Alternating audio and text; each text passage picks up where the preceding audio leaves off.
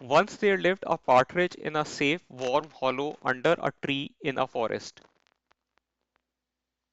एक बार वे एक जंगल में एक पेड़ के नीचे एक सुरक्षित गर्म खोखले में एक परजीवी उठाया।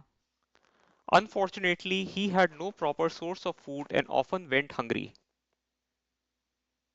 दुर्भाग्यवश उसके पास भोजन का कोई उचित स्रोत नहीं था और वह अक्सर भूखा रहता था। So he decided to go out to the fields and search for food.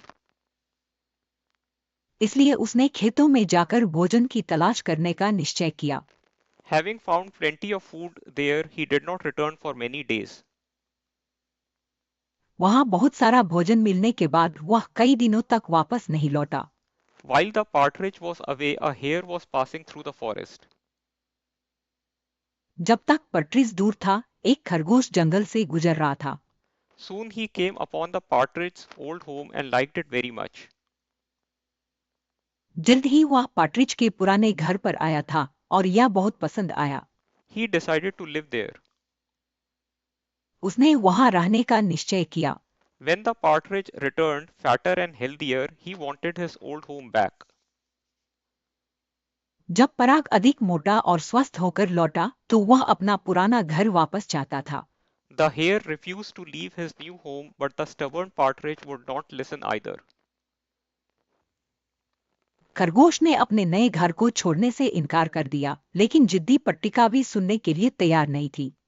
Soon a big fight broke out between them. जल्द ही उनके बीच एक बड़ी लड़ाई छिड़ गई। Then the two decided to approach the cat with their problem. फिर दोनों ने अपनी समस्या के साथ बिल्ली के पास जाने का फैसला किया। Now the cat was a hypocrite.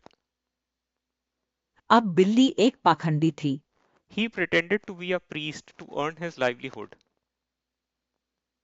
वह अपनी आजीविका कमाने के लिए पुजारी होने का दिखावा करता था। The cat wished to eat the partridge and the hare. बिल्ली पराग और खरगोश को खाने की इच्छा रखती थी। He was delighted when he saw them coming towards him. जब उसने उन्हें अपनी ओर आते देखा तो वह प्रसन्न हो गया। My friends, cried the cat, please do not fight. I will help solve your problem. मेरे मित्रों, बिल्ली ने चिल्लाया, कृपया मत लड़ो, मैं आपकी समस्या को हल करने में मदद करूंगा।